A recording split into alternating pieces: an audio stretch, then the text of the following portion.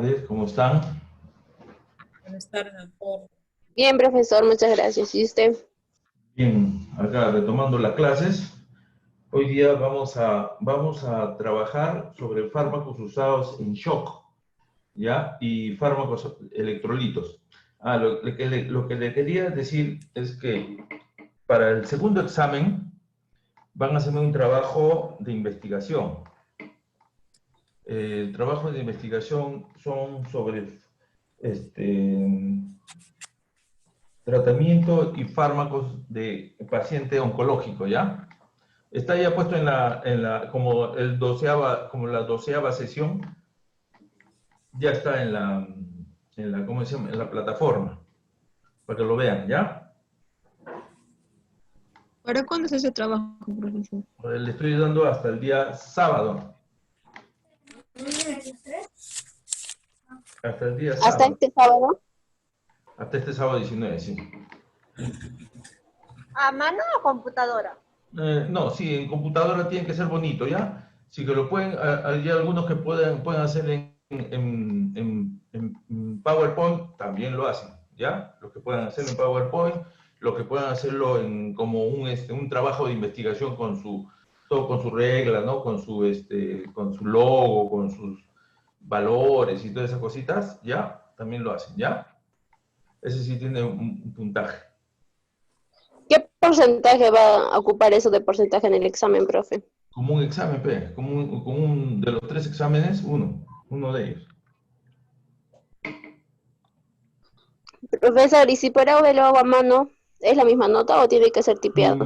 Si es que lo leo, si es que me lo haces a mano bonito y esto, no hay ningún problema. Pero si no lo puedo leer, ¿qué te puedo poner examen, hija? ¿Qué te puedo poner en nota? ¿Ah? Pues hay chicos que no tienen buena ortografía y no tienen o sea, no se les entiende bien la letra. La vez pasada me he tenido que comprar otros lentes para mirar mejor, porque no se veía bien. Quería saber qué es lo que había ahí, ¿ya? El trabajo en sí consiste en un trabajo de investigación, ¿ya? El tratamiento y farmacología de paciente oncológico, ¿ya? De cáncer.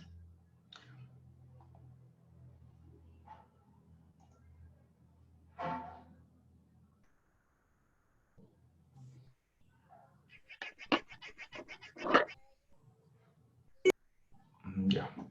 Entonces vamos a comenzar a utilizar, a ver nuestro tema que se llama fármacos usados en shock o choque, como también se le llama, y medicamentos electrolitos, fármacos electrolitos.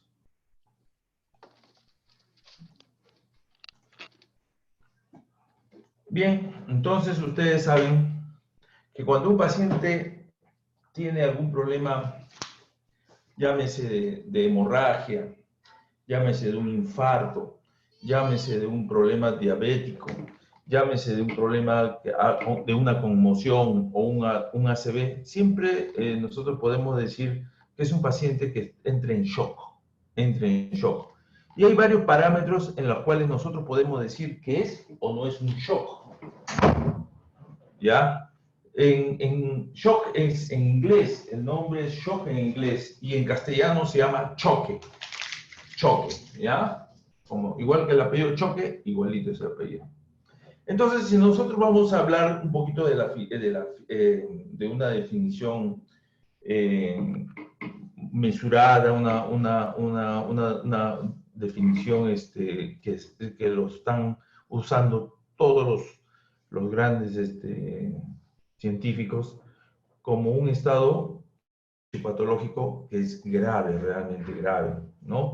Entonces, en donde hay un déficit en la perfusión tisular a nivel sistémico. ¿Qué quiere decir déficit en la perfusión tisular? En primer lugar, tenemos que acá vamos a ver esta.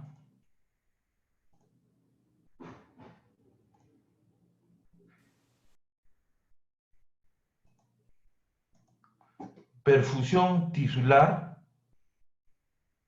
a nivel sistémico. Sistémico quiere decir a nivel general, de todo el cuerpo, ¿no? sistémico. Y la perfusión es cuando tisular es tejido y perfusión es, es la cantidad de sangre que llega a ese tejido.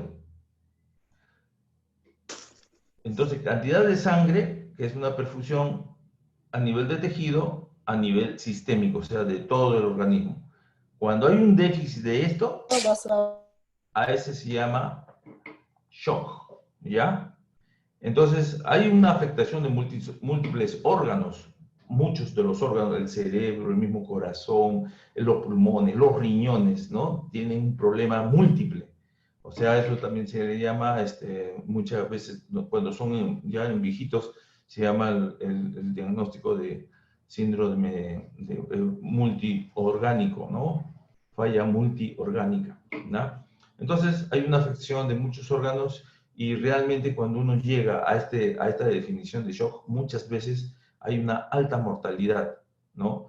Aún a pesar de que este paciente entre a un servicio de shock trauma en la cual se vea donde haya una atención de este paciente a ese nivel, ¿no? De UCI. ¿Cuáles son los signos y síntomas de un shock? Un shock en general, porque son 4 clases de shock que vamos a ver, ¿ya? Pero hay un índice, signos y síntomas más o menos precarios en ese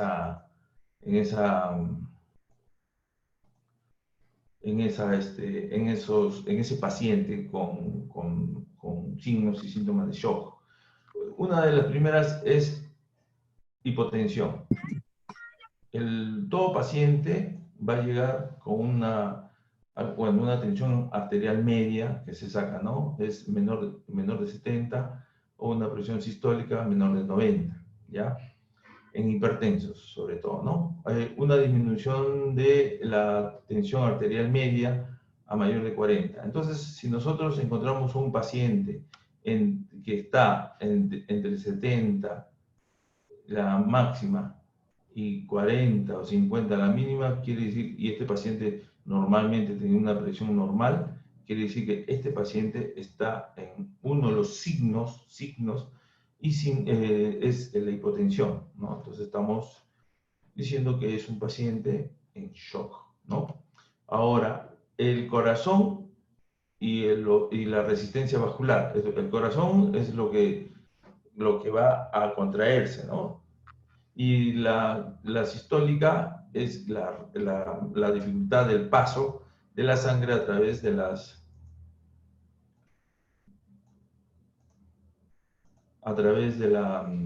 paso a través de los vasos sanguíneos, ¿no? Entonces, ante este signo y síntoma de que el corazón está medio fatigado y no puede bombear bien o hay mucha resistencia vascular, entonces se equipara con una taquicardia. Entonces el corazón comienza a latir más rápido, aunque poco, pero rápido para compensar la pérdida de sangre que hay por ahí. ¿Ya? Vamos a ver qué vamos a encontrar en esto. Entonces, como el corazón tiene la frecuencia cardíaca muy rápida, que es la taquicardia, entonces va a haber otros signos, ¿no? Por ejemplo, la taquipnea. La taquipnea, entonces el paciente comienza a respirar rápidamente también, ¿no? Comienza a respirar rápidamente porque el corazón necesita, como el corazón está bombeando mucho, el gasto cardíaco está alto, está elevado, entonces quiere decir que está botando toda su sangre a una velocidad mayor de lo que él considera normal. Entonces, el que tiene que ayudar a que esos glóbulos rojos se llenen rápidamente de oxígeno son los pulmones, ¿no? Entonces, hay una especie de taquipnea, ¿no? Hay una taquipnea que es taqui, es mucho, apnea es oxígeno, ¿no? Es respiración. Mucho respira, pero para esto, si hay una disminución de la presión arterial, también va a haber una disminución del flujo sanguíneo a nivel renal y por lo tanto va a haber una oliguria. Oli es poco, uria es de orina, ¿no? El paciente va a comenzar a tener una sudoración, esta sudoración es fría, ya a esto ya se llama un cortejo neurovegetativo. Entre esto y hay un cortejo neurovegetativo, ¿ya? Entonces el paciente va a estar aquí, el pulso débil, va a haber la palidez, con cianosis a nivel de labios primero, y después cianosis ya a nivel de dedos distales, ¿no? Disminución de la alerta, entonces ya el paciente ya va teniendo bastantes signos que nos dicen que el paciente está en un shock, ¿ya? El paciente ya se vuelve ansioso porque ya está poniendo eso y ya posteriormente ya comienza a tener una midriasis. Acuérdense ¿cómo se llama? Las pupilas, tenemos aquí dos ojitos. Las pupilas cuando se ponen puntiformes, chiquititas, cuando se ponen chiquititas, se va a llamar miosis, ¿no? Miosis. Las pupilas son las cositas negritas que tenemos alrededor del ojo, en la parte central, que se agranda a la oscuridad y se achica a la luz intensa. A eso se llama miosis. Pero acá dice midriasis. ¿Qué quiere decir? Que la pupila se va a crecer así, grandaza. A esa se llama midriasis. Entonces va a haber ansiedad, piel pálida, fría, pegajosa, sudoración fría, palidez con cianosis en los labios, temblor de extremidades, disminución de la alerta y la confusión. Miren ustedes, todos estos signos se dan en un tiempo corto, porque el paciente está cayendo en un sinnúmero de factores que están poniendo en riesgo su vida. Ahora, ¿cómo clasificamos este shock o este choque? ¿No? También se llama choque. ¿Cómo lo clasificamos? Desde el punto de vista fisiopatológico lo vamos a considerar en dos tipos. Uno, cuando hay pérdida de sangre, ¿ya? Cuando hay pérdida de sangre, cuando hay vómito, cuando hay diarrea, cuando son quemaduras, hay pérdida, o sea, del organismo sale sangre, sale vómitos, sale diarreas, o sea, todo lo que sea líquido que salga, ¿ya? A eso se llama shock hipovolémico. Shock hipovolémico. Entonces, en el shock hipovolémico, acuérdense, ¿se acuerdan ustedes de la precarga y de la poscarga? ¿No? ¿Ya? Entonces, la precarga era aquí más o menos, este es el corazón, estos son los aurículos y estos son los ventrículos. De los ventrículos sale sangre a todo el organismo y sale sangre a los pulmones también, ¿verdad? Este es el ventrículo derecho, ventrículo izquierdo, sale sangre a todo el organismo y acá sale sangre a los pulmones, y entonces, pero llega también una cantidad de sangre llega a través de las aurículas, ¿ya? Entonces, a esta aurícula que tenemos aquí, la aurícula derecha, ya tenemos que está entrando sangre, tanto del cerebro como de la parte inferior, ¿no? Mesentérica, todo eso, de los brazos, del abdomen, del tórax. Entonces, tenemos que, a esto, lo que entra sangre de todo el organismo se llama precarga, porque esto ya llena aquí también, a esto se llama precarga, y lo que el organismo bota se llama poscarga. Quiere decir que si hay pérdida de líquido, y ese líquido generalmente, o acumulación de un líquido en un tercer espacio, ¿ya? Entonces, por ejemplo, en el abdomen, ¿no? En el peritoneo se puede juntar líquido, ascitis, ¿no? Lo que se llama ascitis. Entonces, ese está acumulándose en otro sitio, o se está acumulando en las piernas, o desde la cintura para abajo, ¿no? A eso se llama edemas, ¿no? Entonces, cuando hay esa acumulación de líquido en otro sitio que no sea la intravascular, entonces estamos hablando como una pérdida o una acumulación de líquido en un tercer espacio. A eso se llama shock hipovolémico, porque hipo es bajo, volemia es cantidad de sangre, ¿no? Hipovolémica. Entonces, esta disminución va a estar en el contenido vascular, ¿ya? Por pérdida o acumulación de líquidos en un tercer espacio. Las causas más frecuentes son hemorragia, vómitos, diarreas y quemaduras. En esta clasificación tenemos otra que se llama el shock cardiogénico. Cardiogénico, ya viene de corazón, cardio. Shock cardiogénico, ¿no? Entonces acá tenemos el shock cardiogénico, ¿ya? Que generalmente este no es porque el corazón quiso fallar y punto, ¿no? Sino siempre va a existir un fallo del mismo corazón, de la musculatura del corazón, ¿ya? Este es cardiogénico, va a ser porque hay una existencia de una falla del miocardio, propiamente dicho, del músculo. El músculo comienza a fallar, entonces va a haber un shock cardiogénico.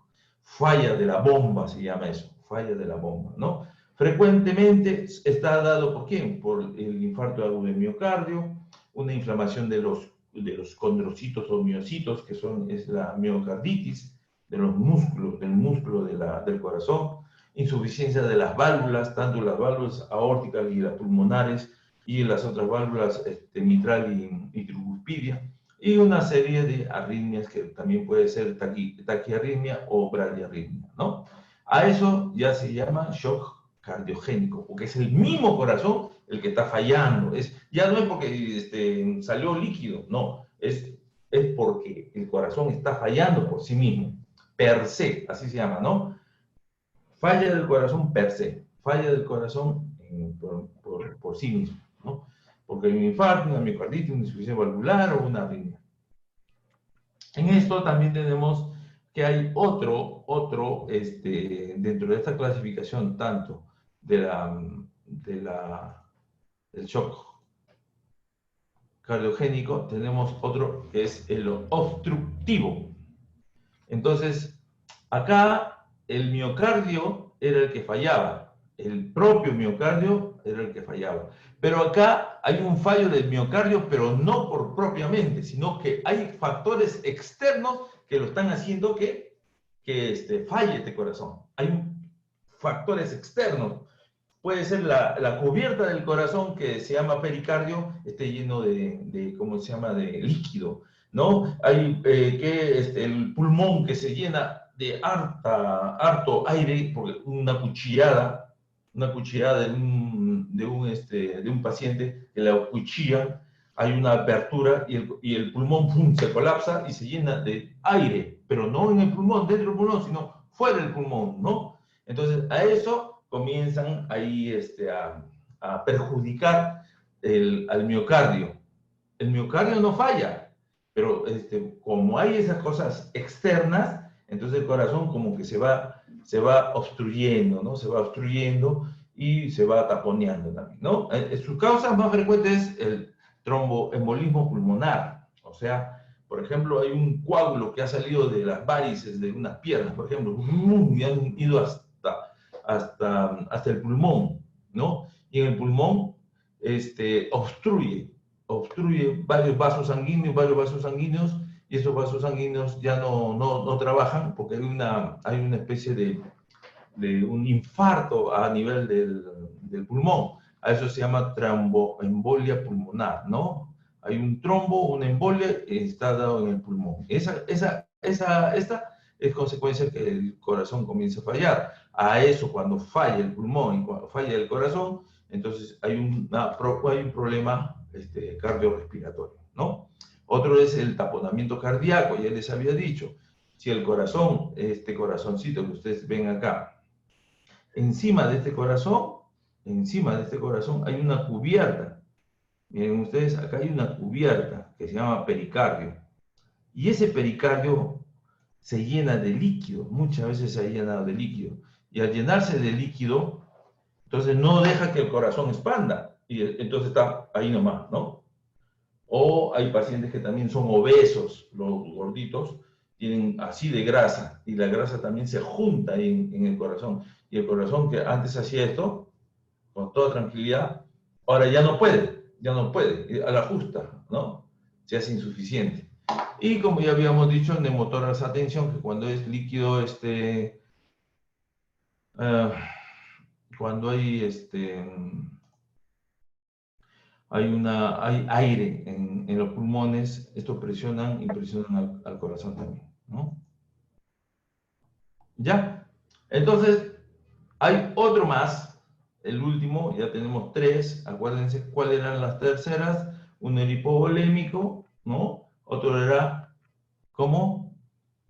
Uno era hipovolémico, el otro era del mismo corazón, que era cardiogénico, y el otro que era del corazón, pero ya por causas externas, que era, ¿qué? Obstructivo, y este se llama distributivo, o sea, se mal distribuye. La sangre se mal distribuye acá, ¿no? Entonces hay una alteración entre lo que contiene el corazón, ¿no? Y el contenido vascular por vasodilatación. Porque el corazón no tiene, va a haber una alteración entre el continente y el contenido vascular por vasodilatación. Miren ustedes, aquí vamos a ver una notita, vamos a enseñarles a ustedes más o menos. El corazón, para tener una buena presión, o el ser humano para tener una buena presión, la sangre viene aquí, ¿no? La sangre viene así, de esta forma, y hace esto, ¿no? El flujo laminar del corazón es así. Por eso que ustedes ponen el dedito acá arriba, inmediatamente el dedito que ponen ustedes acá arriba, sienten las pulsaciones, ¿no? Pum, pum, pum. Cuando tomamos la presión arterial, también se sienten esos tonos, ¿no? Pero, ¿qué pasa? A esto, el contenido, aquí, miren ustedes,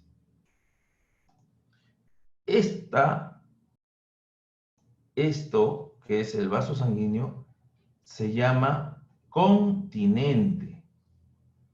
Continente. Es como cuando uno quiere decir un vaso, ¿no? Este es el continente, el que contiene algo. Y el contenido es lo de adentro, El contenido es lo de adentro. Entonces, en toda relación de vaso sanguíneo va a haber un continente, es igualito el continente americano, ya está. ¿Y quiénes son con los contenidos?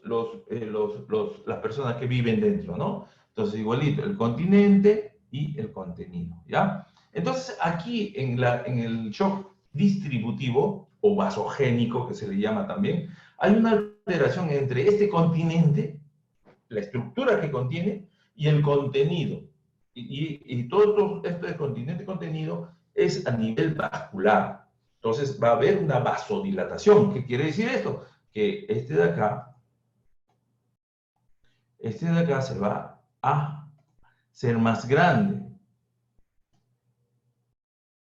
Este vaso, que era chiquito, delgadito y fluía bien la sangre por ahí, se hace más.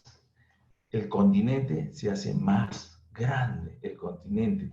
Pero ojo, miren ustedes, si yo borro yo borro yo borro esto y esto. Ay, gracias, se me fue. Acuérdense ustedes que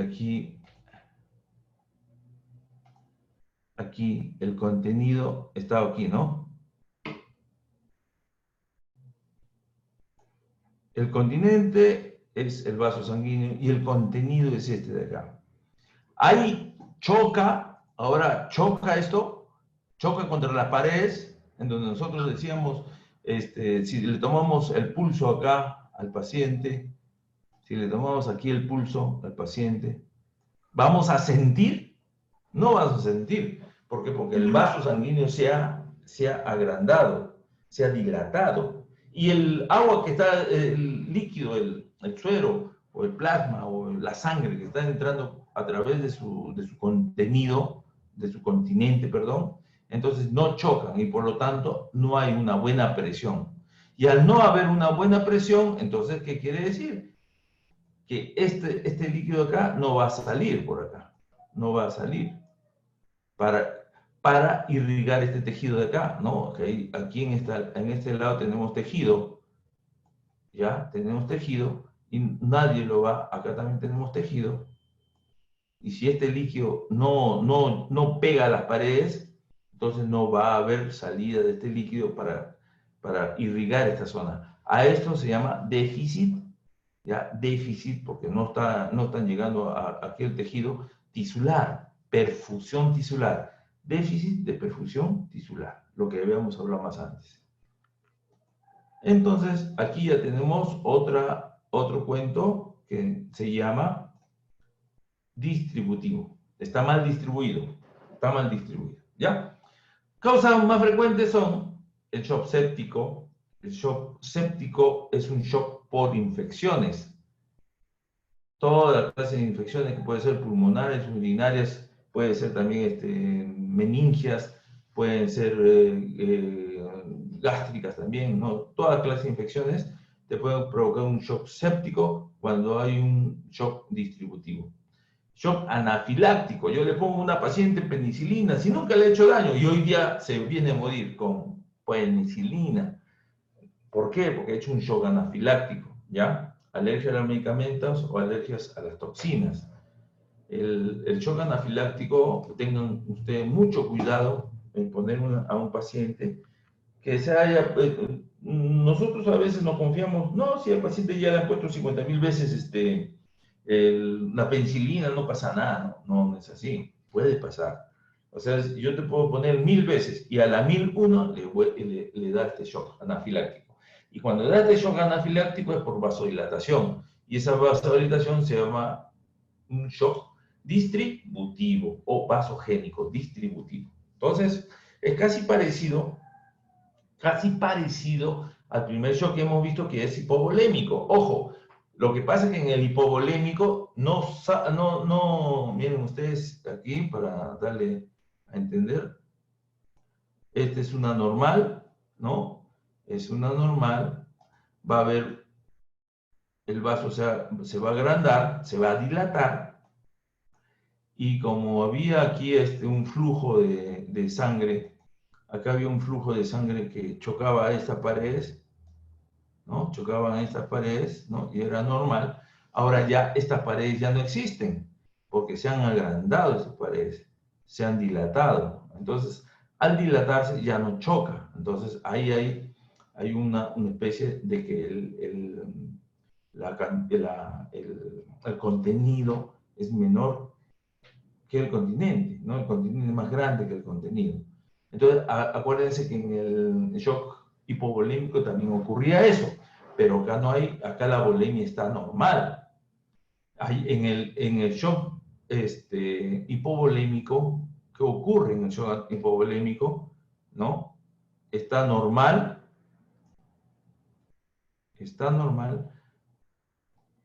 y esto debería ser así, ¿verdad? Pero como se pierde sangre, entonces como se pierde sangre, esto ya no va a ser así, sino va a ser así.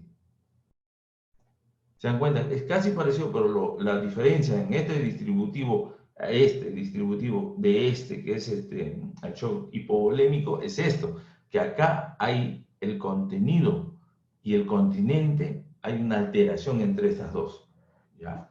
A eso se llama shock distributivo o vasogénico. Y hay otro shock dentro de esta frecuencia, puede ser por entonces infecciones, por una alergia medicamentosa o por un shock neurogénico.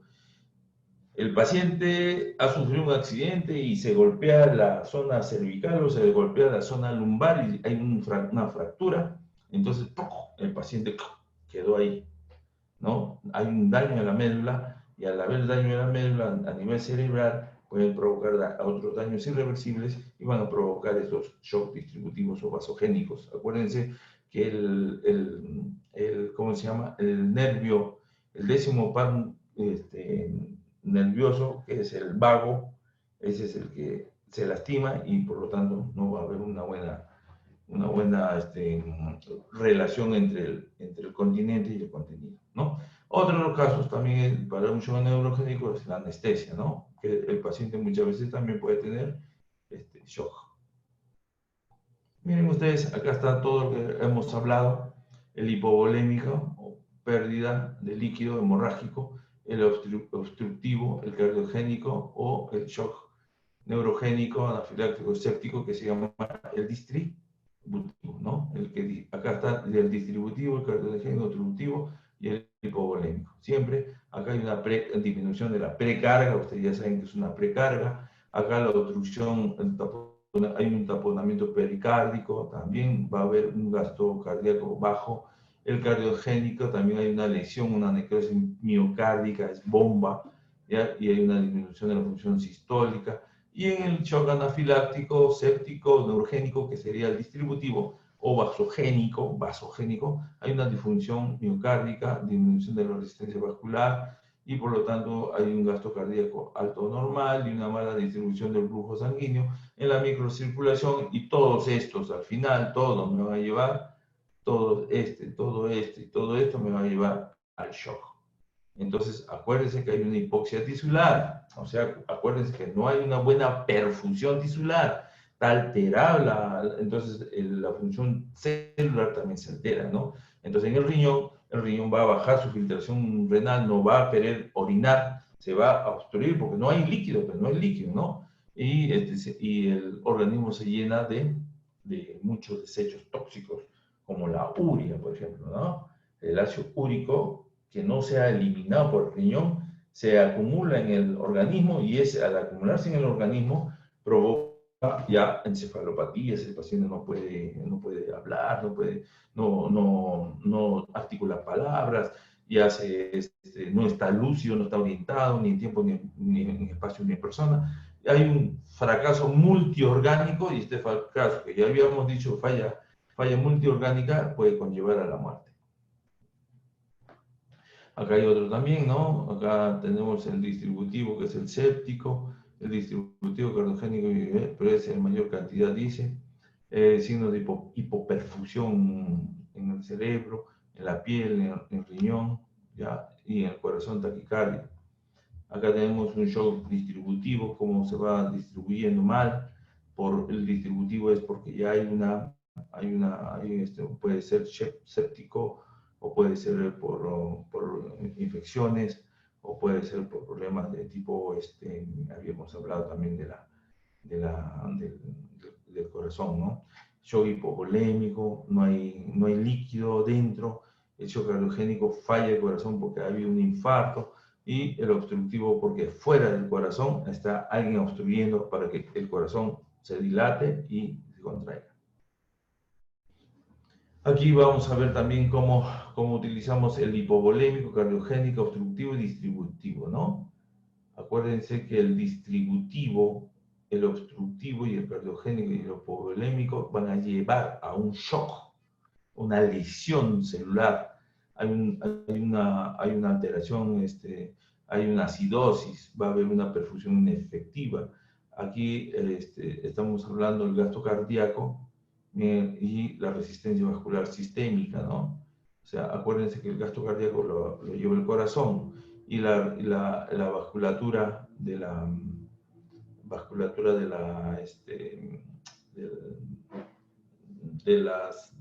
los vasos sanguíneos periféricos son los que obstruyen eso, ¿no? Ese es solamente para ver cómo va disminuyendo la presión arterial media. Hablemos un poquitito de cada uno de ellos para que vean por qué es esta pérdida de líquido antes de hablar de los fármacos. Shock hemorrágico, que es shock hipovolémico, ¿no? Por pérdida de líquidos, ¿ya? Por ejemplo, en pacientes traumatizados va a provocar una lesión en el sistema vascular, o por lesión de un órgano intraabdominal, que son los grandes órganos intraabdominales que tenemos, el hígado o el vaso, ¿no? Va a haber una lesión intraabdominal interna o externa. La interna va a ser traumatismo, rotura de vasos u órganos, embarazos extrauterinos que se rompen. y alteración de la coagulación. En cambio, externa, estos son pulmonares, infecciones, tumores gastrointestinales, cuando hay úlceras, varices, traumatismos, renales e infecciones tumorales también, ¿no? Por pérdida de líquido, el paciente tiene una diarrea profusa, severa, que va a conllevar a una deshidratación. Esa deshidratación, si para mala suerte el paciente es diarrea y vómito, pucha, los dos se acumulan, los dos juntan y los dos hacen que el paciente entre en un shock hipovolémico. El golpe de calor también, ¿no? Cuando hay mucha calor, el paciente está demasiado tiempo ahí, entonces entra a tallar todo lo que es el sistema neurovegetativo y el paciente puede desmayar. En la diabetes insípida, la diabetes mellitus, a diferencia de diabetes insípida, que la diabetes mellitus es mucha alteración de la glucosa dentro del organismo, ¿no? Que no puede ser eliminado. En cambio, la diabetes insípida es cuando el paciente orina cualquier cantidad, orina, ¿no? Entonces, a eso se llama diabetes insípida. Y los líquidos que se guardan en el tercer espacio, ya había dicho, en el espacio, en el primer espacio es todo lo que está dentro de la vasculatura, ¿no? Microvasculatura y la vasculatura, llámese arterias y venas, es lo que está dentro. Fuera de ello están en las células, ese es el segundo espacio, y el tercer espacio ya es un espacio que no es el adecuado. Tiene que estar dentro vascular y extravascular. Pero hay un tercer espacio que es una cavidad, por ejemplo, el peritoneo, es una cavidad, ¿no? Es una cavidad y ahí se junta el tercer espacio, se junta, ¿no? O los edemas también que pueden provocar un tercer espacio a nivel de miembros superiores o inferiores. Si nosotros hablamos de clases, bueno, esto es solamente para que ustedes tengan un conocimiento nomás, ¿no? La pérdida de sangre, mire, 750 hasta 2 litros y medio, ¿no? De litro a 2 litros, mayor de 2 litros. En un niño esto ya es muerte segura, ¿no? Pero en un adulto, como tiene 5 litros que circulan, o una mujer que circula 4 litros, todavía puede tener algo, pero ya son clases extremas, ¿no? De la vida, la presión, miren cómo está aquí. Ustedes dan sangre, dan generalmente una unidad, y una unidad es 500, ¿ya? Entonces el paciente puede estar con la presión normal, ¿no? Clase 2, de 600 también con la presión normal, pero ya que hay una presión en clase 3, ya cuando es 1500 a 2000 ya está disminuida y la cuerda está disminuida, ¿no? La diuresis igual, la diuresis como no encuentra líquido dentro del organismo, lo que hace es obedecer al cerebro y ya no filtrar, ya no botar más orina, ¿no? Ya. Entonces el paciente ya está al principio ligeramente ansioso porque le han quitado entre 500 y 750, ¿no? Algo ansioso. Pero cuando ya es mayor, ya moderadamente ansioso, y cuando ya es de litro y medio a 2 litros, ya ansioso, incluso ya está con problemas mentales, ¿no? De un estado mental. Hay confusión, ansiedad, ¿no? El paciente está letárgico, ¿no? Entonces, esos son los que nosotros tenemos que ver. Y la reposición en esta clase son los cristaloides, aquí en la tercera clase ya cristaloides y sangre, en esa nivel, ¿no? Aquí igualito el shock distributivo el que distribuye por infección, porque hay un problema de shock anafiláctico o un problema neurógeno, ¿no? Entonces el séptico, acuérdense ustedes, son por infecciones causadas por infección, gérmenes. Ya en anafiláctico es una reacción alérgica exagerada ante un antígeno, ¿no? Por ejemplo, los antibióticos, anestésicos locales, contrastes yodados, los AINES, los hemoderivados, todos provocan una reacción alérgica de nuestro organismo, nuestra defensa, desproporcionada y va a determinar que haya un shock anafiláctico. Luego, en el neurogénico también, ¿no? Entonces ya tenemos acá hay una disfunción del sistema nervioso autónomo, un bloqueo farmacológico, un daño medular, interrumpe los reflejos, cardioacelerador y los vasoconstrictores, ¿no? Entonces ya esto es neurogénico, anafiláctico y séptico en el distributivo. Miren ustedes, vamos a ver un poquito del shock séptico, así rápidamente nomás. En el síndrome de respuesta inflamatoria sistémica, que es lo que provoca, por ejemplo, el coronavirus, ¿no? Es el que provoca esto, ¿no? El síndrome de respuesta inflamatoria. Entonces, es un proceso inespecífico inflamatorio frente a mecanismos de daño tisular, por infecciones, por quemaduras, por traumatismo, ¿no? Entonces, lo que deben, mayor de los dos siguientes criterios es temperatura menor de 36 o mayor de 38, frecuencia cardíaca. Estos son criterios un poco generales, ¿no? La frecuencia cardíaca mayor de 90 y otros dicen mayor de 100. La frecuencia respiratoria mayor de 20 de respiración por minuto. Y el PACO, o sea, la presión arterial de CO2 es menor de 32. Cuando el leucocitario como es un problema inflamatorio inespecífico por infecciones, pues debe estar en 12.000, más arriba de los 12.000 milímetros de mercurio, ¿no? Milímetros cúbicos. En lo que se refiere a la sepsis, es esta respuesta inflamatoria más la infección de ese microorganismo, ¿no? Entonces, en el cultivo grano de sangre o gran de esputo, orina, o cualquier fluido estéril positivo para un microorganismo patógeno, o un foco de infección identificado visualmente, por ejemplo, una herida quirúrgica con el fluido purulento, pus, que encontremos pus ahí, ¿no?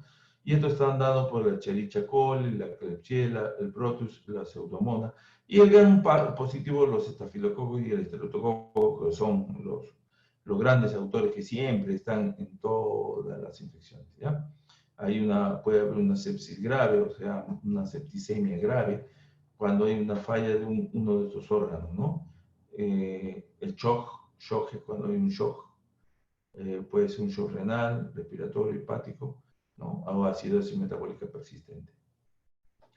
En el shock anafiláctico tipo 1, miren ustedes acá tenemos un alérgeno y esta célula de acá va a poner su inmunoglobulina E. Entonces, la exposición de un antígeno, este alérgeno o antígeno, la inmunoglobulina E se fija a los basófilos y mastocitos del tracto gastrointestinal, respiratorio y piel, ¿no? Entonces, estas células de acá, mastocíticas, que es mastocito, sobre todo monocito, macrófago o neuro, van a romperse, y al romperse van a botar histamina, sobre todo esta histamina. Esta histamina es la que va a provocar que haya un shock anafiláctico, la histamina. Y todo nuestro arsenal de glóbulos blancos, todo ese arsenal de glóbulos blancos, conlleva a que puedan reventar eso y eliminar la histamina. Y la histamina es un producto que va a provocar vasodilatación, va a aumentar la permeabilidad vascular y va a aumentar que los bronquios se cierren también los bronquios. Y a eso se va a llevar a un shock anafiláctico, ¿no? Un shock anafiláctico, entonces se libera histamina. Hay una vasodilatación, hay un trasudado, hay un edema, hay un broncoespasmo y provoca al final al famoso shock anafiláctico. Miren ustedes signos y síntomas en las reacciones anafilácticas cuando te cae mal un medicamento, ¿no? En la piel o la mucosa puede tener conjuntivitis, enrojecimiento, prurito, angioedema. Miren acá esta señora que está abajo, ¿no? Como se han hinchado toditos los párpados. Y puede haber una picazón urticaria, ¿no? En lo que es respiratorio puede haber una disnea, el paciente no puede respirar, un estridor, sibilancia, rinorrea, tos o un laringoespasmo también, se cierra la laringe. En lo que se refiere a lo cardiovascular, la reacción anafiláctica siempre va a haber hipotensión, vasodilatación y hipovolemia secundaria, aumento de la permeabilidad capilar que lleva a pérdida de volumen intravascular, o sea, la permeabilidad, habíamos hablado que el capilar o la vasculatura estaba normal, pero cuando hay una permeabilidad demasiado alta, entonces todos los líquidos pueden salirse de ahí, ¿no? Todos los líquidos se salen de ahí, del volumen intravascular hacia el volumen extravascular. Taquicardia, bradicardia, dolor torácico y síncope, ¿no? Gastrointestinales, tenemos la náusea, los vómitos, hay un ardor del esófago, hay una diarrea y hay cólicos también, muchas veces cólicos abdominales. En lo que se refiere al neurogénico, otra vez, tenemos aquí, hay una ruptura del sistema nervioso simpático, sobre esto todo el nazi, simpático, no la adrenalina, pérdida de tono simpático, vasodilatación venosa, tanto de las venas y las arterias se vasodilatan, porque hay una pérdida de tono simpático. El nazi, o sea, la noradrenalina, provoca que el vaso sanguíneo se abaje, se construya, se constriñe de tal forma que aumenta la presión arterial, ¿ya? Pero cuando hay una ruptura del sistema nervioso simpático, entonces lo que estaba normal se pierde ese tono simpático, ¿no? Hay una disminución del gasto cardíaco, entonces el corazón está moviendo así rápido, un gasto cardíaco, acuérdense ustedes, frecuencia cardíaca por volumen minuto, ¿no? Disminución del volumen circular, disminución del retorno venoso, precarga y la poscarga, y estamos fastidiados porque nos va a disminuir el gasto cardíaco. Entonces no va a haber un buen oxígeno a nivel celular y por lo tanto va a haber un deterioro de la perfusión tisular y un deterioro del metabolismo celular.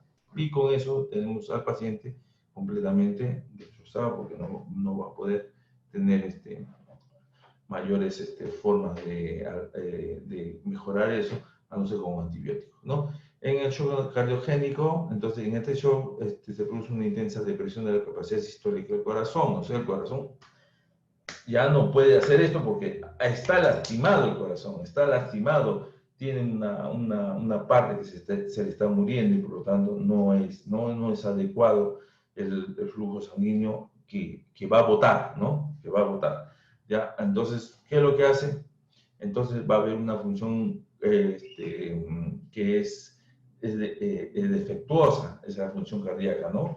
El adecuado volumen intravascular ya no va a haber un adecuado volumen intravascular, generalmente causa una alteración esto va a causar una alteración de la perfusión miocárdica por trombosis coronaria. Entonces las coronarias también se obstruyen porque no hay una buena salida y por lo tanto va a obstruirse y va a ser causa de un infarto al miocardio, ¿no? Más frecuentemente el 40%, las arritmias, la insuficiencia cardíaca, la insuficiencia tanto de la mitral como la tricuspidia y las rupturas valvulares. Muchas veces se ha visto que en el corazón se rompen las válvulas tendíneas y eso va a provocar nosotros le llamamos una tosis, ¿no? Valvular. Post cirugía cardíaca, cuando el paciente tampoco no sale bien de la cirugía, y una miocardiopatía dilatada. En el shock obstructivo, miren ustedes, en el shock obstructivo, ¿no? Hay una alteración de la permeabilidad, ¿no? La causa es la obstaculización de un llenado cardíaco adecuado, hay un taponamiento pericárdico, una hipertensión pulmonar primaria grave, una disección aórtica, un hemotórax hipertenso, ¿no? Entonces, aquí hay una baja del gasto cardíaco, un aumento de la resistencia vascular sistémica y presión del llenado ventricular izquierdo variable. Entonces, bueno, aquí hay en el taponamiento cardíaco hay una tríada de Beck, que nosotros llamamos, ¿no? Una de ellas es la hipotensión, otra es la distensión de las venas yugulares del cuello a este lado, y el velamiento de los ruidos cardíacos debido al espacio adicional. Entonces, hay unos ruidos cardíacos que van a estar adicionales de líquido en el pericardio, ¿no? Se llena el pericardio de líquido. En el líquido, en el pericardio sí hay un poco de líquido, pero en este caso se aumenta, ¿no? Es respiración de Kussmaul, es una respiración bastante ya cuando hay una acidosis metabólica. Entonces, lo que hay que hacer es monitorizarlo, pulsoximetría continua para monitorizar la saturación arterial de oxígeno.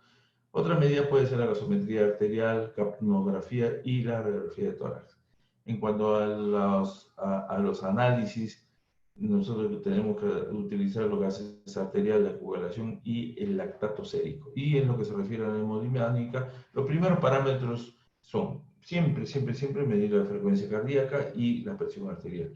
Y la orina, sobre todo la orina diuresis por medio de un sondaje vesical. La presión vascular central es un parámetro indicativo de la precarga a través del catéter venoso. Miren ustedes aquí.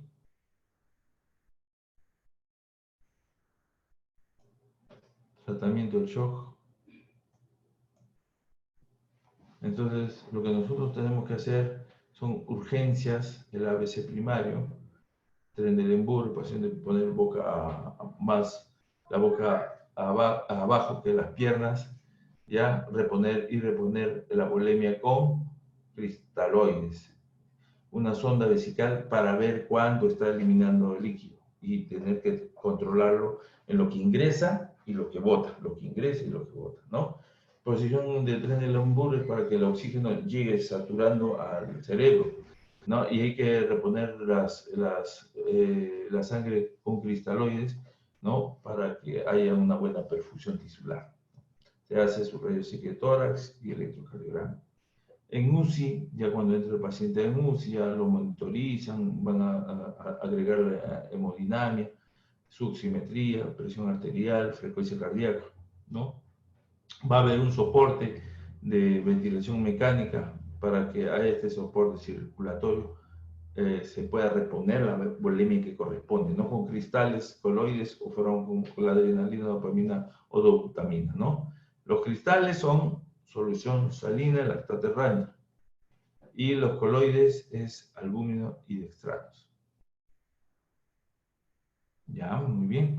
Entonces, bueno, aquí tenemos lo que nosotros con este tratamiento, ya la pequeña fracción de oxígeno transportada en el plasma ha sido ignorada. Generalmente, este suministro de oxígeno se va a ir de la mano de la hemoglobina por 1.36 mililitros por gramo, que es un estándar, saturación y gasto cardíaco, ¿no? Entonces, cuando hay todas estas cosas, nosotros lo que tenemos que hacer es medir sobre todo la diuresis. Hay que restaurar el gasto cardíaco. El hematocrito mayor de 30, los gases arteriales se deben corregir la acidosis metabólica si el pH es menor de 720, ¿ya? Entonces, para esto tenemos que tener oxigenación hemodinámica y metabólica. Es el tratamiento en sí. Este también es otro, un recordaris nada más, ¿no? ¿Qué es lo que nosotros tenemos que tener en hipovolémico, cardiogénico, obstructivo y neurogénico, ¿no? Entonces aquí tenemos el control del foco de sangrado, vía de acceso a la reposición de fluidos, reposición de hemoderivados, derivados sanguíneos en coagulopatías y plaquetas y todas esas cosas, ¿no? En el cardiogénico también lo que vamos a corregir, corrección de hipoxemia, canalización por la corrección de hipovolemia e infarto del ventrículo derecho, mantenemos ritmo sinusal, focos vasoactivos, dobutamina, que se utiliza bastante en infarto, dobutamina, o cuando hay hipotensión, usar adrenalina o noradrenalina. En este rubro de aquí, que tenemos que son séptico y anafiláctico, vamos a tomar el cultivo, es importante, cultivo de todas las secreciones, faringia, cultivos de orina, cultivo de sangre, o cultivo y todas esas cosas, ¿no? Para ver y intentar aumentar la presión venosa central hasta 15 milímetros de mercurio, ¿ya? Y en el shock anafiláctico lo que hay que hacer es dar adrenalina intravenosa, corticoides y expansores plasmáticos.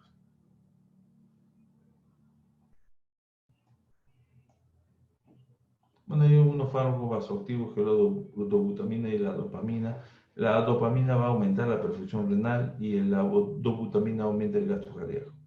La noradrenalina es importante la capacidad de vasoconstricción. Es la noradrenalina y la adrenalina, acuérdense ustedes, que van a provocar una capacidad de vasoconstricción para que aumente la presión arterial, ¿no?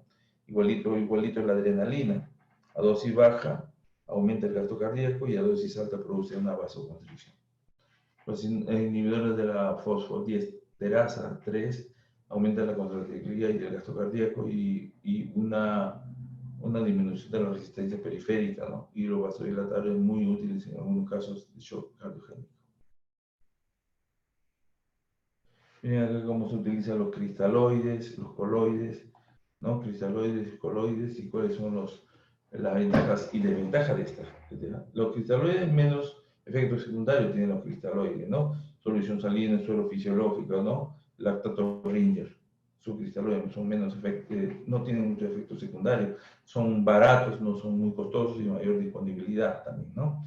En cambio, los coloides sí, ya la gelatina gelofusina, que tiene mayor duración y acción, pero se requiere menos fluido para corregir hipovolemia y menos peso y bulto, ¿no? Ya, entonces ahí tenemos la gelatina ligado a la urea, la gelofusina, el hidroxietil almidón también, tenemos todos ellos, ¿no? Y hasta acá es lo que hemos hablado de todo lo que es el shock, las 4 clases de shock. Ahora, ustedes me dirán, ¿hay alguna pregunta? ¿Alguna pregunta, chicos?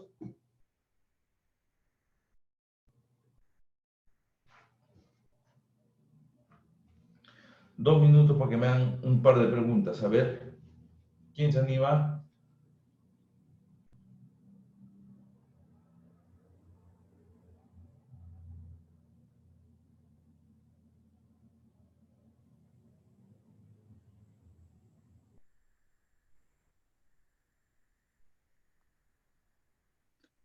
Profesor, Sí.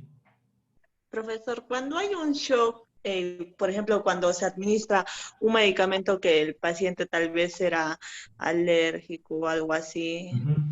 el procedimiento que hay, por ejemplo, el paciente, ¿qué es lo que suele presentar o en caso de no acudir rápido o no hacer nada el paciente o cuánto tiempo o qué es lo que en sí qué es lo en cuál sería cuál es el daño perjudicial para esa persona ¿no? Acuérdense que cuando hay un shock, bueno, en este caso me estás hablando de shock anafiláctico.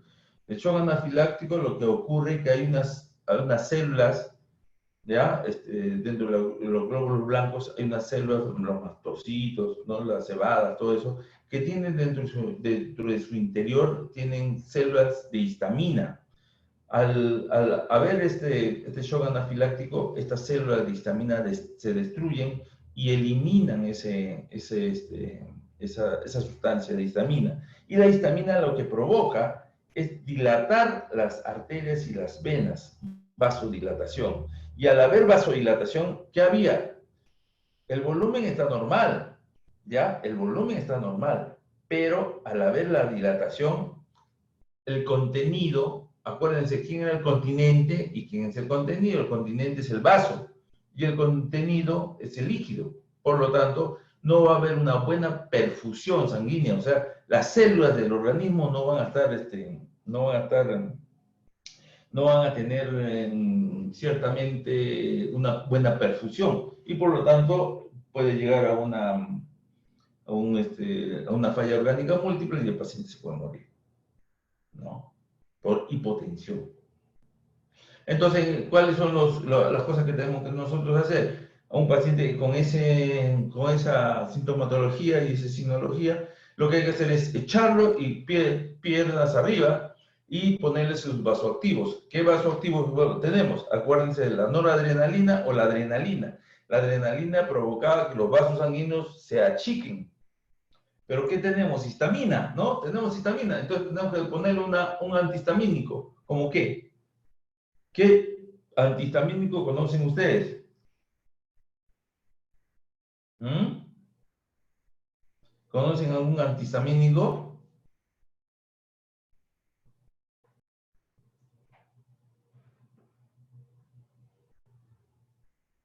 ¿Conocen? No. Entonces, nosotros cuando trabajamos así con un paciente, le ponemos su adrenalina, le ponemos, bueno, la adrenalina diluida, ¿no? Y le ponemos la hidrocortisona. Y lo que también se puede poner como un antihistamínico es el cloroalergán, ¿no? Esas son las cosas que nosotros le ponemos inmediatamente, pero siempre pierna arriba. ¿Para qué pierna arriba? Para que toda la sangre que esté arriba llegue al corazón, a la cabeza, ¿no? Que la cabeza es la que está informando que no tiene, que está en shock, ¿ya? Está en shock. Bien. Entonces,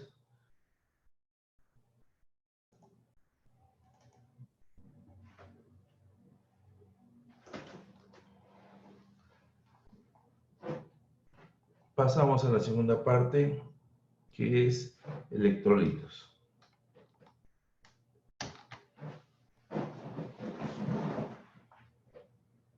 Electrolitos, ya fármacos electrolíticos. Eso sí lo conocen ustedes.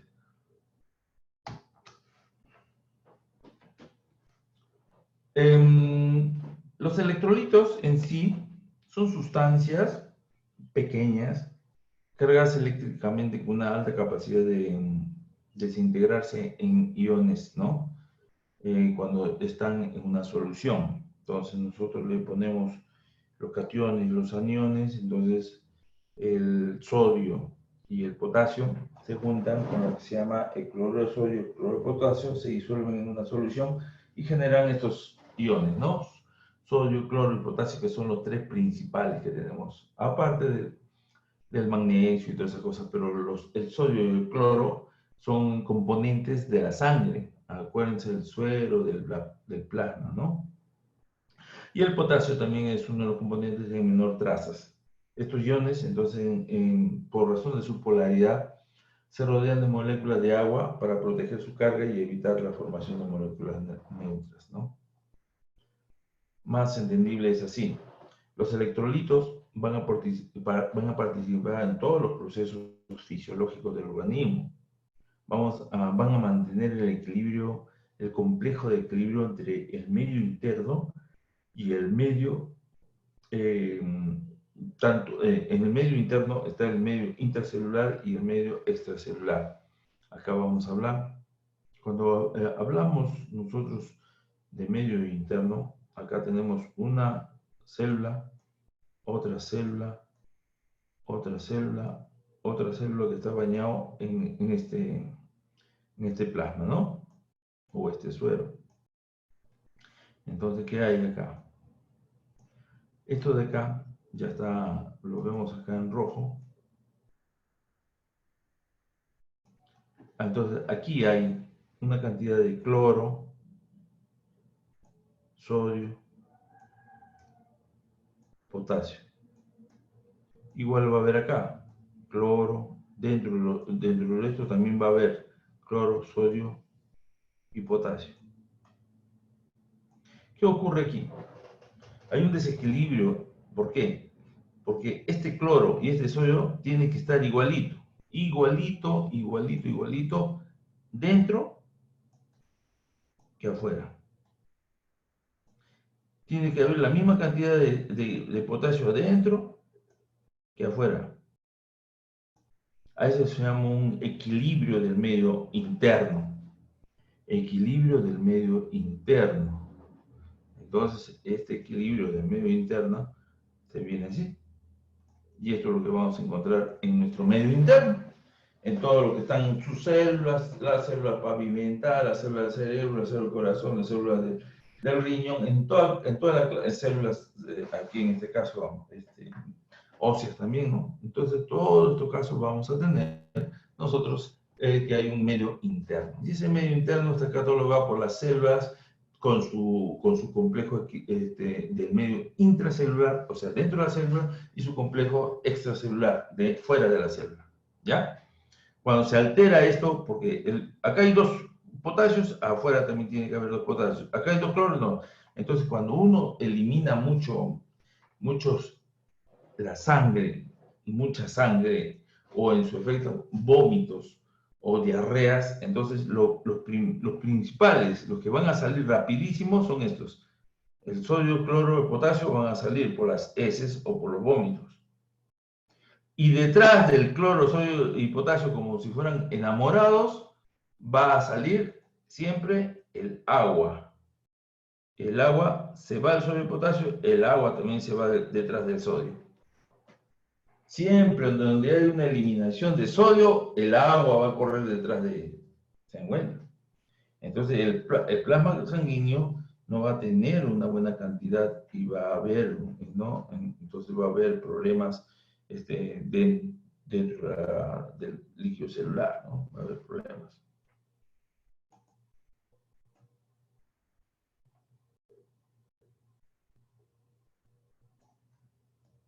Entonces, a la pregunta de la compañera es esta, ¿no? Cuando se pierde sodio, líquido, potasio y cloro, es del extracelular. Y como el extracelular se pierde, se va corriendo a través con el líquido y el sodio. Entonces, el intracelular, que está, el agua que está dentro, el plasma que está dentro de la célula, tiene que salir para que haya una buena compensación entre fuera de la célula y dentro de la célula. ¿Ven? Ese es el equilibrio del medio interno, del medio intracelular y del medio extracelular.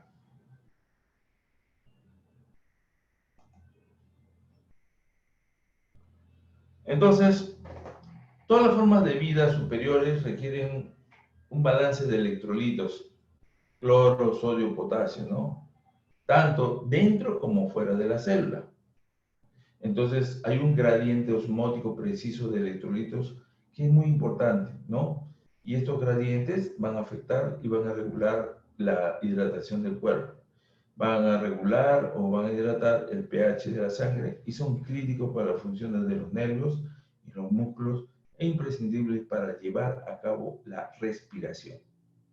Entonces, acuérdense que nosotros somos, hombres por lo menos un 70% de líquido, las mujeres 60-65% de agua, ¿no? Y aquí vamos a hablar del agua corporal. La mayor parte del agua corporal se distribuye en el espacio intracelular, acuérdense, en el espacio dentro de la célula. La mayor parte, ¿no? La mayor parte está dentro de la célula. El resto va a estar fuera de la célula. En el extracelular, el agua se va a repartir entre el espacio de la intravascular y el espacio intersticial. O sea, el que está dentro del vaso sanguíneo y el que está fuera del vaso sanguíneo. ¿Ya? Entonces, este espacio extracelular que está fuera de la célula se define como un pequeño espacio denominado transcelular que comprende alrededor de 1 o 2% del agua total corporal. Entonces, dentro de la célula contiene grandes cantidades de potasio, fosfato, magnesio, proteínas, aparte del cloro, sodio y calcio, ¿no? Que son electrolitos, que son los electrolitos, y por lo que yo puedo decir, son electrolitos completamente importantes en el espacio tanto extracelular como intracelular. Entonces, la distribución de estos iones de sodio, cloro, potasio, calcio, ¿ya? Entre las células se va de una forma dinámica, ¿ya? Falta sodio y potasio afuera, sale dentro de la célula que está, en las células que están dentro del sodio y potasio, salen también para ver ese equilibrio. Hay mucho sodio y potasio afuera de la célula, entran al nivel de célula, entra también ese sodio y potasio para equilibrar, ¿no? Donde haya 2, dentro tiene que haber 2. Hay 4, adentro también debe haber 4, ¿no?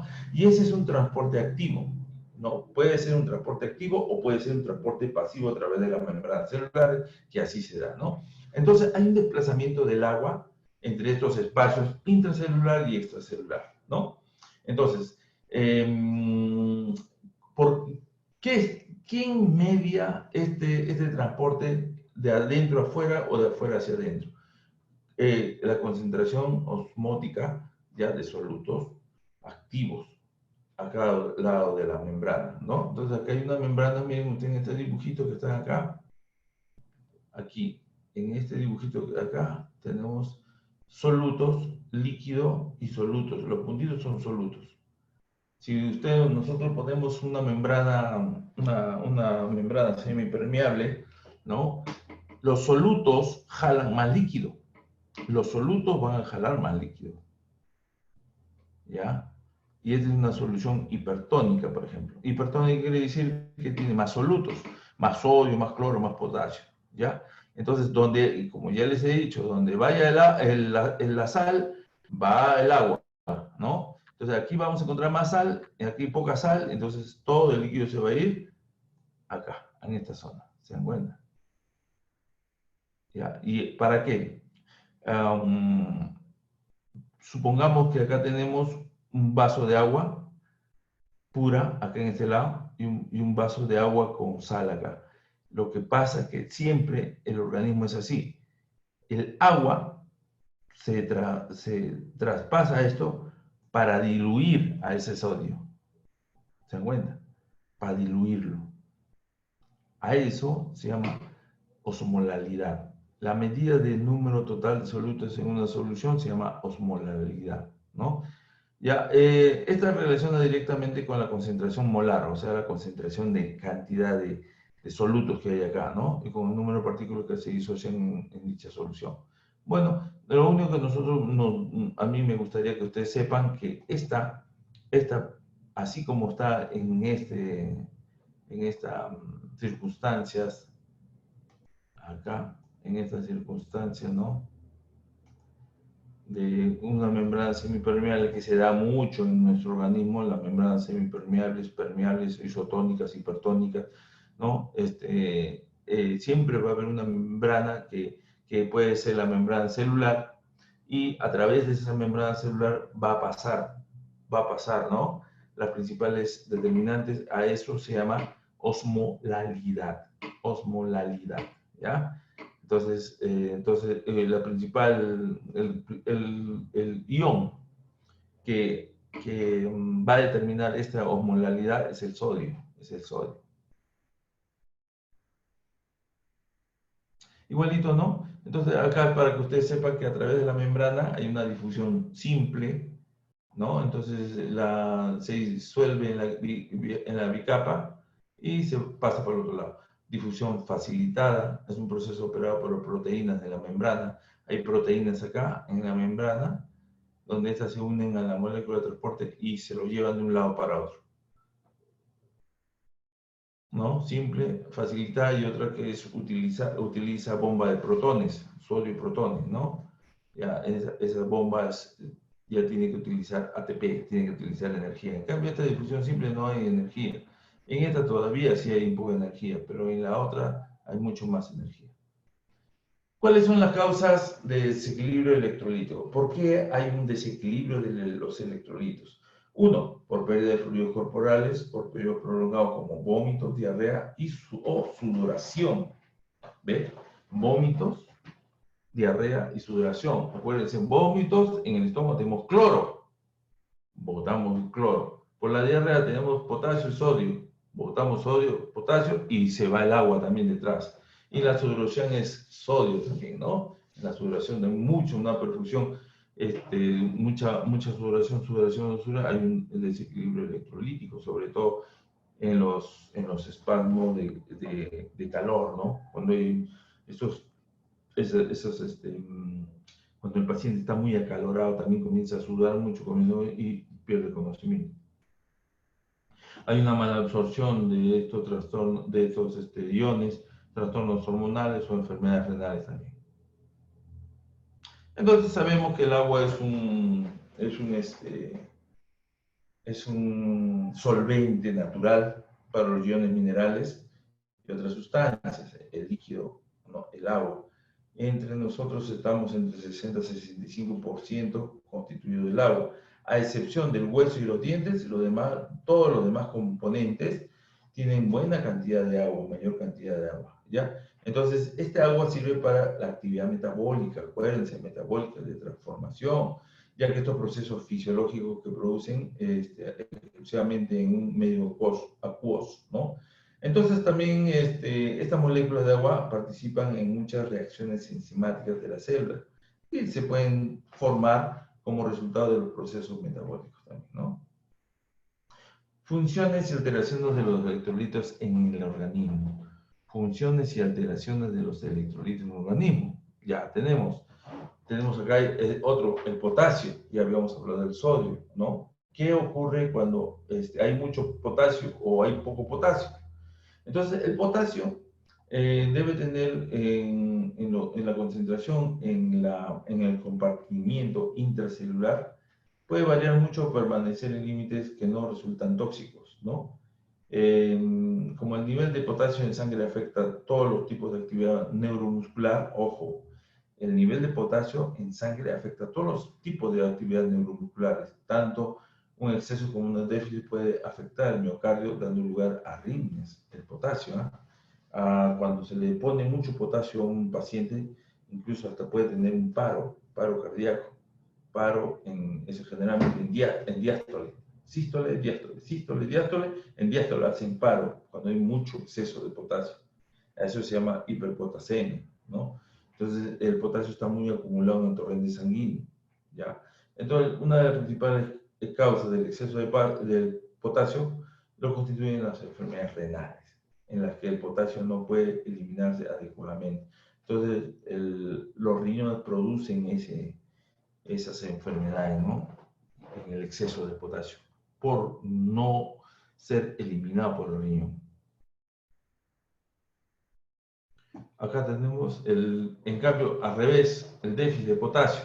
Entonces, cuando hay pérdida de potasio en el organismo, entonces cuando hay la principal causa de este déficit es el aumento de las pérdidas a través de los riñones. Entonces, los riñones están botando. Acuérdense que el anterior no botaba potasio y se juntaba todo dentro, entonces había hiperpotasemia. En cambio acá no, acá bota el riñón, no controla y bota el potasio. Entonces constituyen los factores a través de las pérdidas urinarias y pérdidas gastrointestinales, ¿no? A esto sí se puede provocar cansancio y puede provocar contracciones. El fósforo es otro constituyente orgánico del hueso, aparte del calcio, del hueso también, ¿no?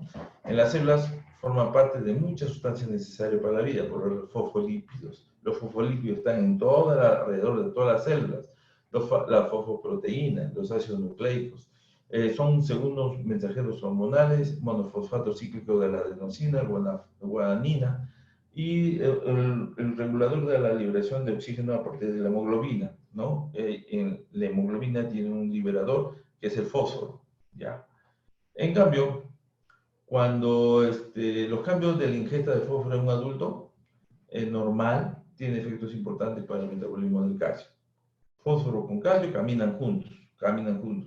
Pero esto es probable que estos efectos se contrarresten entre ellos de forma que el balance del calcio no resulta afectado. Entonces, ¿qué es lo que pasa? Fósforo y el potasio, el fósforo y el calcio siempre van ahí también, ¿no? Los efectos importantes sobre el metabolismo del calcio puede ser, tienen muchos efectos importantes a través del fósforo. O sea, que el fósforo acompaña el calcio.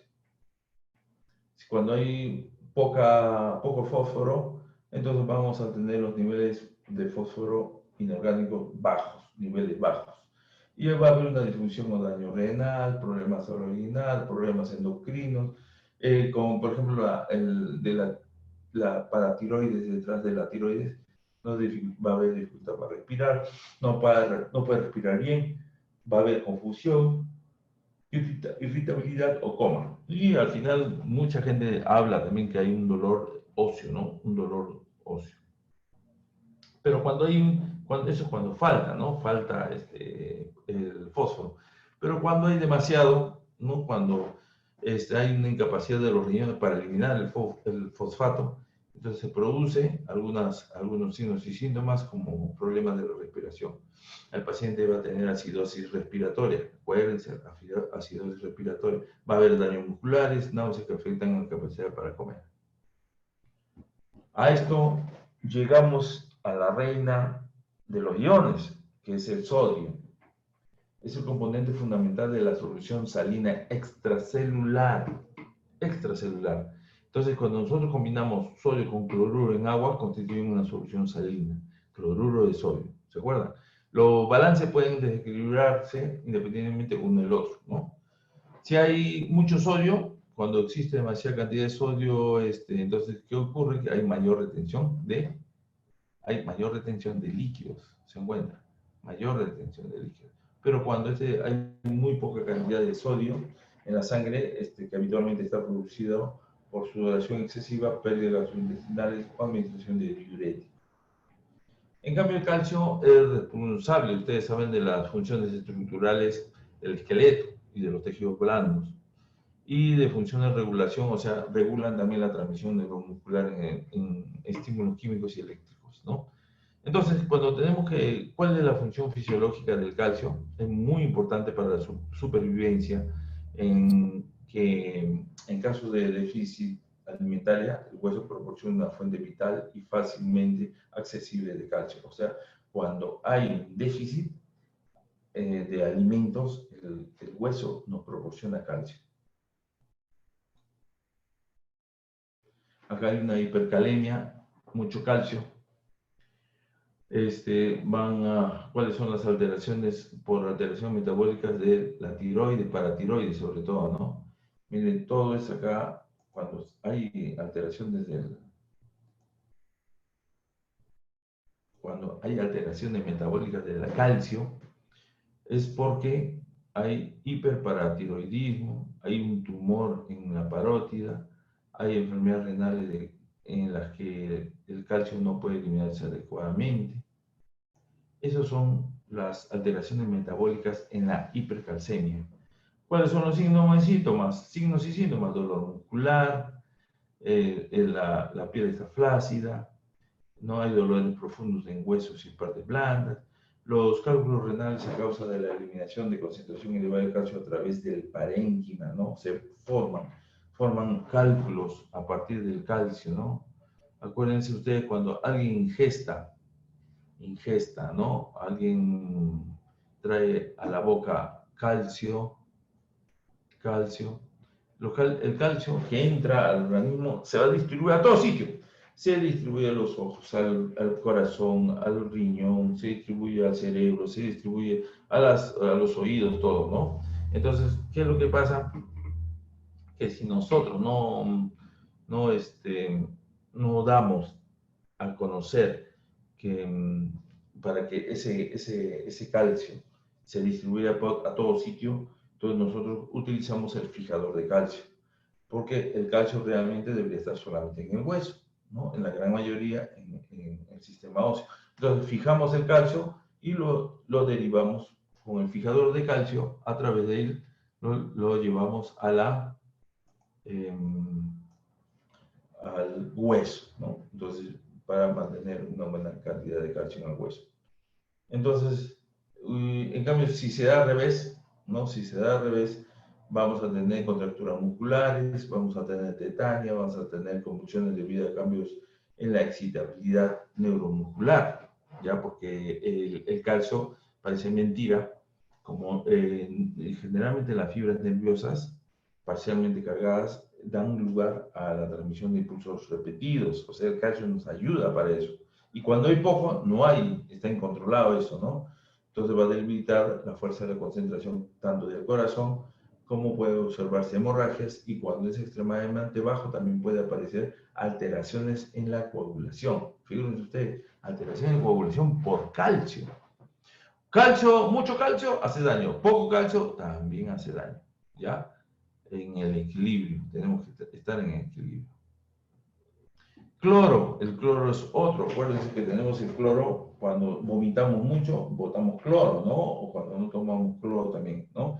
A esto se llama hipocloremia, cuando hay un déficit de cloro en el organismo, ¿no? Es muy importante para los calambres causados por contracciones de las fibras musculares, ¿ya?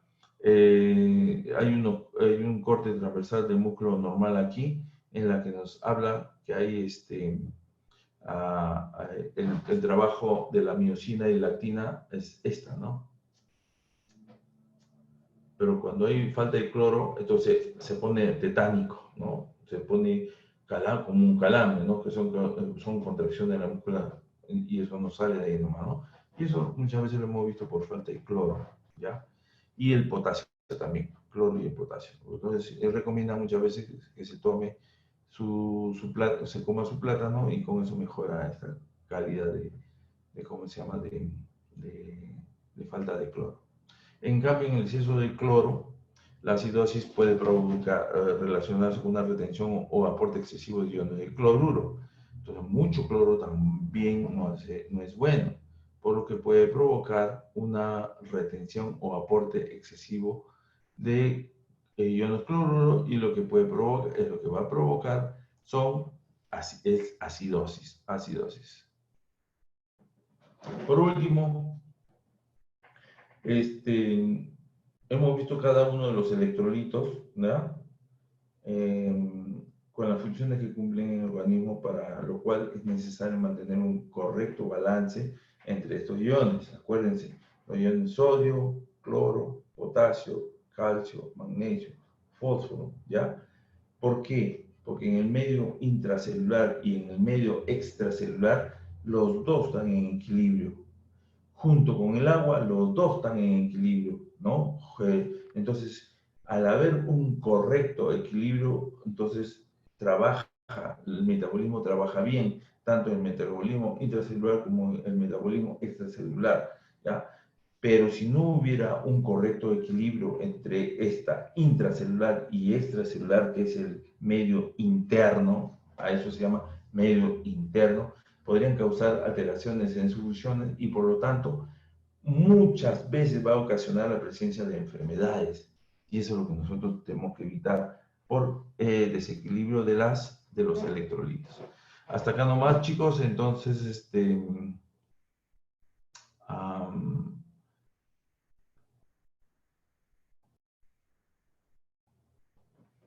esto es lo que hemos hablado de los electrolitos, ¿ya? La plataforma, vamos a ver la plataforma. ¿Dónde está la plataforma? Acá. En el tema 12, este trabajo de investigación. Para el trabajo 11, por favor, solamente me hacen un glosario de términos de 10 palabras, ¿ya? Esa va a ser la tarea de este tema, del tema 11, de la videoconferencia. Pero en el tema 12 tenemos, vamos a poner tarea de términos. 10 palabras, ¿ya? Los temas que hemos visto ahora. Este es del 14 al 21, así sí está bien.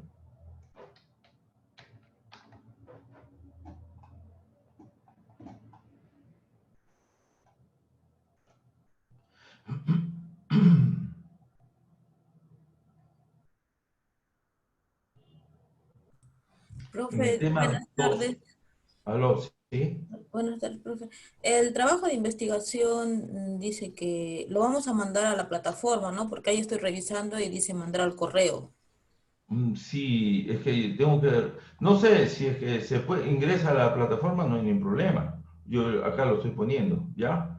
Ah, ya. Pero si alguno tuviera algún problema, me lo manda a mi correo que le he puesto, Reipuni ahí, ¿ya? Ya, Acá está el trabajo de investigación, ya, ahí lo van a poner, ¿ya? ya, gracias.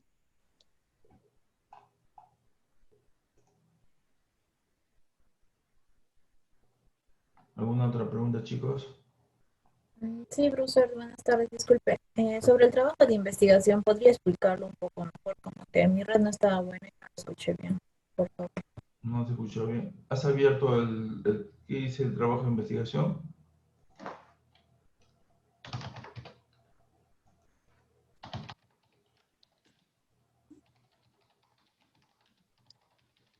¿Cuál va a ser la tarea del día de hoy, profesor? Es el glosario de términos, 10 palabras nada más, ¿ya? De lo que hemos visto ahora. Ah, Es A ya. la, a la plataforma se sube el resumen y la tarea, ¿no? Sí, sí, sí. ¿Ya? Ahora, Claro. el trabajo de investigación es también en la plataforma que está ingresado ahí y ese es nota de examen, ¿no? Esa es nota de examen, ¿ya? Eso se va a hacer corregido como un tercer examen, como un segundo examen, ¿no?